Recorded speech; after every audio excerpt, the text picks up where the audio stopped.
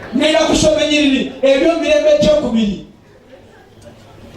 Mani sitana nengazi ebyo mirembe ekyokubiri ngenda kusoma ennyiriri ntono nze ndekerawo ngende n'atandikirawo ku Sande. 2 Chronicles chapter 9 ebyo mirembe ekyokubiri essula 9. Ngenda balaga ebintu bingi ne mugenda okwewuunya. N'abalaga Sulemaani nga Katonda amuwadde by'ataasabye. Saala n'endibasabira obeeko by'osaba naye Katonda akuwe n'ebiri by'otaasabye. Wabere wagamba nti amiina. Gamba neiba nti mbeeko byensaba naye Katonda ampe n'ebiri byesaasabye mu linnya lya Yesu. Olwaliro ngenda kusabira Saala oddeyo naawe waleseeka. Bagenti bampadde omukisa naye naawe nsobola okuwaako okutuusa lwolino n'okugwa okusanga ejja muwole. Bwe munaafuna okukkiriza ebintu bingi bigenda kubaawo. Olunyiriri olusooka 2 Chronicles chapter 9 and verse 1. Bayibuli egamba awo kabaka omukazi ow'e Seba bwe yawulira ettutumu lya Sulemaani. Ani awulidde? Kabaka omukazi ow'e Seba. Ekintu kye bayita Seba oba Kuusi ye Ethiopia. Ekyo kitegeere bulungi. Mu Bayibuli kyosingana nga bayise Kuusi oba Seba mu Luganda. It is Ethiopia. Kinootinge kabaka kiri mu Afrika ekyo. Afrika eri mu Bayibuli nnyo. Kabaka omukazi awulidde ettutumu lya Sulemaani n'agamba kamende ndabe. Abantu ab'amagezi bwe bawulira ettutumu bagendayo bakole batya? Beetegereze. Ekyo nkinazi n'okukivaako nkivuddeko. Abantu ab'amagezi tebagenda kubijagalaza bisasamaza. Ate bw'awulira ettutumu era tapapa genda kubanga yinza okujja nga libadde bisasamaza busasamaza. Asooka n'alindako n'awulira n'omulala ng'ayogera n'awulira n'omulala ng'ayogera kati kamende nange nkole ki? Nirabireko. Yesu ebyo ebyabaawo abasajja bonna b'amagezi mu Bayibuli bawuliranga ettutumu lya Yesu ne basooba mpola mpola ne bagenda balabeko. Ennaku zino abantu tebagenda lwa ttutumu, abantu bagenda lwa kajagalalo. Akajagalalo kiki? Ke kajagalalo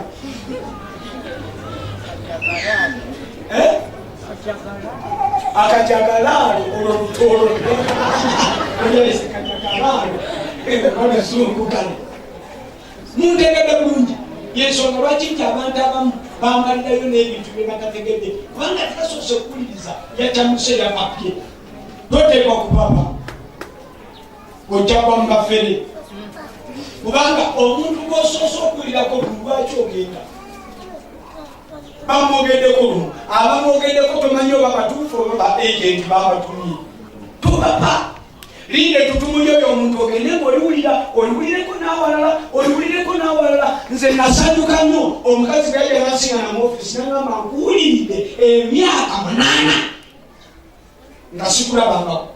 Ng'omanyi wabeera wano sisa. Ampulidde ku radio emyaka 8 awulira obujulizi basikanisa awulira naye twokulawo kyaki teyajja ate nga yawulira. Ekyaki nekulawo wali netumalawo mwezi mulamba teyajja paka nga tuze wano newano teyajjirawo yajja n'okumazayo emyezi emirala 6. Akyetegereza era bwe yajja ne mwatuuza obulokozi mukazi wa buvunanyizibwa akola mu kitongole ky'amakulu naye nga papa ayagala kuwulira ettutumu kubanga aliwo ettutumu emyaka mangu nerizigira eryagolola lyalagawo. Yayogera nze nkutumulira n'ofuna olubuto neninda wabeerewo memba wa church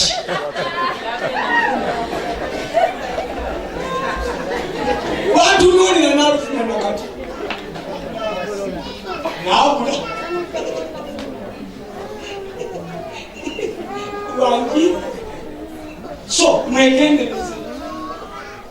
Naye omukazi bwe yawulira ono agenda si muntu wa bulijjo, ono kabaka. Wulira,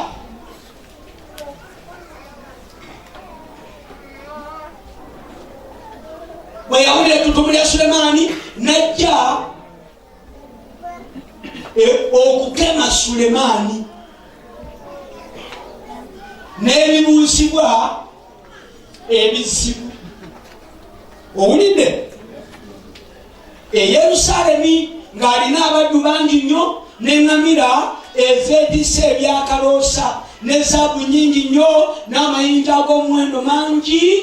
Awo bwe yajja eri Sulemaani n'ateesa naye ebyo byonna ebyali mu mutima gwe. Olunyiriri olwokubiri. Awo Sulemaani n'amutegeeza byonna bye yabuuza. Tewali kintu ekyakwekebwa kabaka ky'ataamutegeeza. Olunyiriri olwokusatu. Awo kabaka omukazi ow'e Seba bwe yamala okulaba amagezi ga Sulemaani n'ennyumba gye yazimba n'emmere ey'okumeeza ye n'okutuula kw'abaddu be n'okuweereza kw'abaweereza be n'ebyambalo byabwe n'abasenero be n'ebyambalo byabwe n'olutindo lwe yalinnyirangako okugenda mu nnyumba ya Mukama, kale nga temukyasigadde mwoyo muye. Kabaka omukazi yatuula.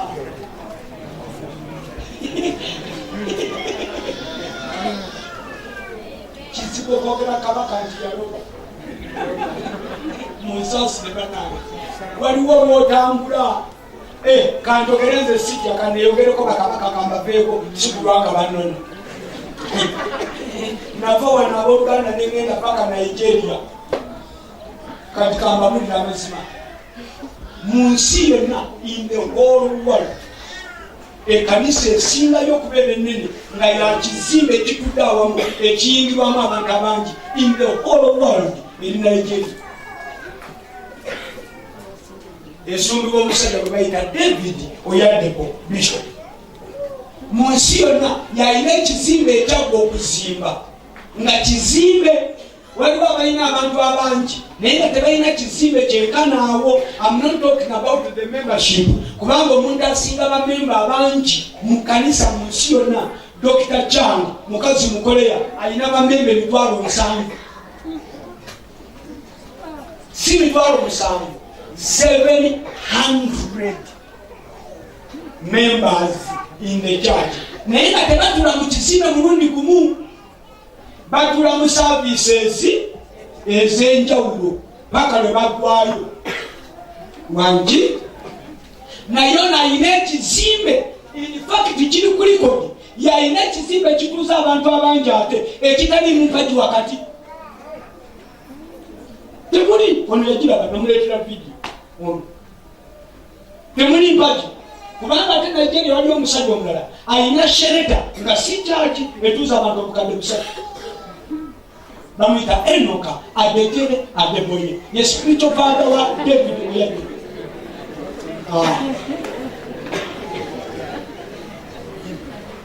Wangi nange nga neekuba eyo ngenze kubuulira mbuulire enjiri nasookera Lagos nembawo ne bampuka Benin nemba mu kibuga ky'Abagwa nabona emizimu e Benin nange neneetya. Waliwo lwogoba n'ogamba nodde bali neweesunako nabo okyali mulamu kubanga kiyinza okubanga kigenze naye ng'oloota kuloosi nga wafudde ddanga toliimu n'osaba ne kumera olyeko owulire oba emirika kyekyambaako. Naye saabu yamweze ekanisa ezo zo nagenda ngenze kuzirambula nekwese nenenda mpola mpola nesalidde akasaati kange ate erenkya ngenda kusaba akantu kange. Nijekuja kuzanya n'abaana bange temunyambaza masuubi tugenda kusamba mupiira enkya. Ngudde wali banyaniriza bambi abakristaayo benasinga naye abatonotono kubanga nagenda sina saavisi bantudde ku kyebayita administration block. Maama nagenda okutuuka wali reception ejula kwekana na church yaffe.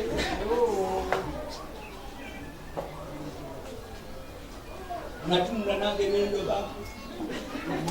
Omweleze yali ku reception agambe from Uganda. Nagambe ya basi ngamba ne. Mambo nayogerera mwa. Negana. Bana benaga amanjinga musula bajja kwisamu ekitibala ne kunambuza balowooze nti mbimanyi kumbe endifala baawo ne balambuza kiyenje waabwe nentunulira ebintu omusajja omu alina university bbiri landmark university maama nentunula nasingana n'ebigambo byosuubiranga kafutiriya kiti Professor's Village of Residence. Mama nentunulira ebizimbe ayinetaka square mile muko yatuusa church ne project za church ze eka lukaaga mwana nange naloba naye kabaka yatuuka ow'ekikyeba n'atunda bwati baibegaka n'atasigala mu mwoyo munda mu ye muntu mlenjogere nammwe maaso ku maaso hati ku hati buli muntu ali wano kumu kandi alina obusobozi obumugaggawaza n'ofuuka kyakulambula.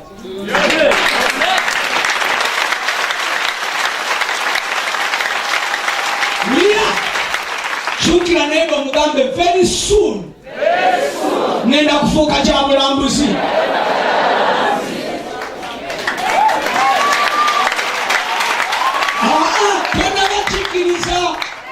Olwo obugalo bw'okubye ke kabonero akandase ntona bakukiriza gy'oyogera. Wulira mugambe mangu ddala kyogera okusinga awo ogenda kufuuka ki kyogere yogera nnyo tolya bigambo nagaana.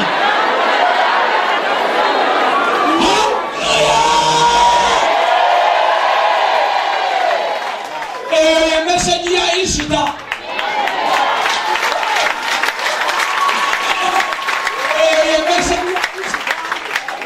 Dokita, message ya kulese. Tosobera kubera dokita notabera kyabulambuzi. Naye ekibadde kyatulemesa tetwafuna abantu babitugamba. Kankole statement y'amagezi matugo. Ne omwana wo ne bwali manga alina amagezi. Yagenda kutula Piero linga tiyasoma nasa. Njogere ekyokubiri. Waliwo ebintu Katonda by'atagenda kuwa nga tofunye abikubuulira. Kubanga amagezi go talina lwekakoma. Ne famire yo gyewavamu yateeka limitation mu bwongo. Weetaagayo abatayogera bya kikakyo aboogera ebya Katonda. Abagamba ensi n'okujula kwayo bya Mukama. Endeziri ku kasozi za Mukama abo okuwulira.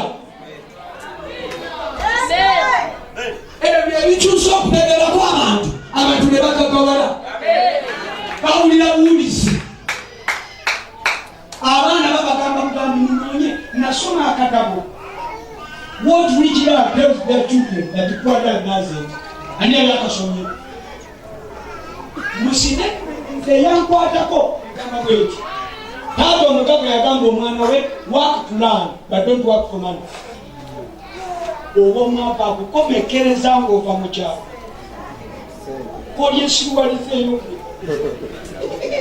igwe baganda bwe balayo bobalese tebasoma na kusoma olaba bwenyambala owino nyambala lwakubeerawo era enkoko yange nalambiriza ku nkoko enkoko yange ngitunda ku transport naye oteeka ogisasula mangu naawe nojja ekampala nepresha buli kasente kamukamu okola bweyagala kabwe osasula enkoko y'amaani naye dadi omukaga agamba omwana we wakapulaani but don't work for money. Omwana yakola omwezi kalinda musaala ayagala kuyiga byemukola kubanga mu Uganda twagala sente y'ensonga lwaki kakina sugar works emazawe ebbanga ddene tetulinayo muna Uganda yali akoze factory ya sukaari. Nobody is working to learn. bamuwamu ku ssente ne batambula ne bagenda teri ayiga ebimuli biri awo bannayuganda bapakasambu pakasa bali mu Rosebank abayindi bakowanga bakuga bibiri wali emmanga munnayuganda talina ebimuli mpaayo omwana abali ekawuka enamulanga naye babikozemu emyaka emyo